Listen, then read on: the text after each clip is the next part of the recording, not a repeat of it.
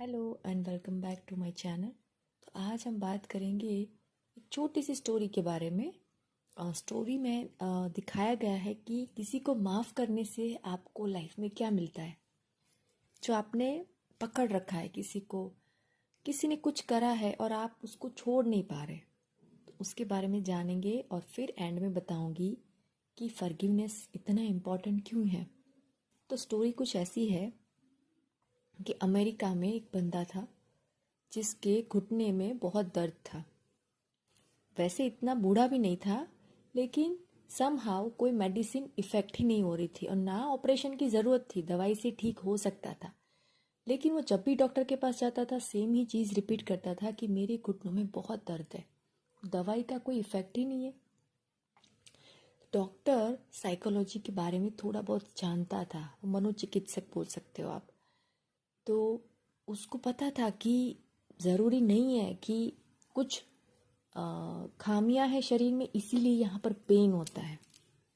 अगर आपने कोई चीज़ पकड़ के रखी है तो दिस इज़ साइंटिफिकली प्रूवन कि आपके शरीर में कोई भी एक हिस्से में दर्द होना शुरू हो जाता है, किसी भी वे में, कहीं पर भी।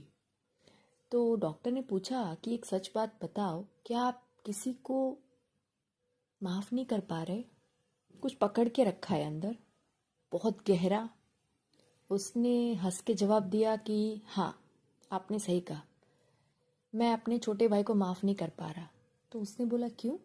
तो बोला उसने मेरे $500 ले लिए हैं और अब मुझे दे ही नहीं रहा। 2 साल हो गए और ये घुटनों का दर्द भी मुझे तभी से है।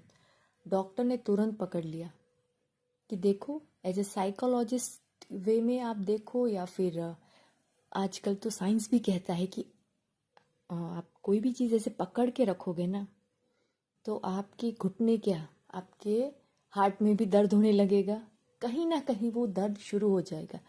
तो थोड़ी देर के लिए उस बंदे ने डॉक्टर की बात नहीं मानी, लेकिन उसने सोचा कि अब इतनी दवाई खा चुका हूँ ना, मुझे ऑपरेशन करवाना है, तो मेरे पास एक ही रास्ता है कि उसको माफ़ कर देता हूँ।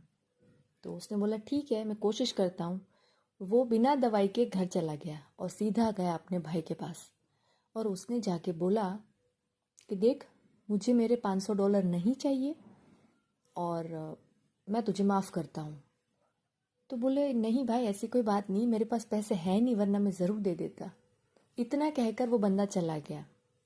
बात छोटी सी थी, लेकिन घर आकर दूसरे ही दिन से उसको रिलीफ महसूस होने लगा। जो बॉडी में, घुटनों में जहाँ दर्द था, एक तरह के कहते हैं ना कि दर्द की वजह से एंग्जाइटी रहती है, आपको अनईजीनेस लगता है, वो धीरे धीरे धीरे गायब होने लगा। तो साइंस भी मानता है कि दवाई तभी असर करती है जब आप पॉजिटिव वे में, सकारात्मक वे में लाइफ को लेते हो, इजी लेते हो। लाइफ में सब कुछ पकड़ के रखोगे ना, मेरा मेरा मेरा, इसने ऐसा क्यों कहा, ऐसा बिहेवियर होना ही नहीं चाहिए, समाज ऐसा है, मेरा बॉस ऐसा है, मेरे घर वाले ऐसे हैं, ब्लेम गेम जब हम खेलते रहते हैं ना, तो फिर क्या होता है, धीरे धीरे कोई बीमारी अट्रैक्ट कर लेते हैं। हमारे एनर्जी सेंटर्स, जो हमारे चक्रास होते हैं, वो ब्लॉक हो जाते हैं। तो आपको इस स्टोरी से क्या सीखने को मिला कि फॉरगिवनेस बहुत इम्पॉर्टेंट है। लाइफ में कोई भी नई शुरुआत करना चाहते हो ना, कोई टेक्निक करना चाहते हो ना, तो मैं कहूँगी पहले फॉरगिवनेस वाली टेक्निक करो। एक्चुअली ये कोई टेक्निक नहीं है, ये एक रियलिटी है आपकी लाइफ की कि छोड़ो, माफ़ करो और आगे बढ़ो। आपके आसपास, आप स्कूल में जाते हो, कॉलेज में जाते हो, कहीं आप ऑफिस में जाते हो, आप हाउस वाइफ हो, जो भी आपके आसपास चलता रहता है ना, उसमें से कुछ अच्छी चीज़ें चुनो। जो बुरी चीज़ें हैं ना, वो आपके थॉट के अकॉर्डिंग आई थी और आपको छोड़नी है, दैट्स इट। माफ़ करना है।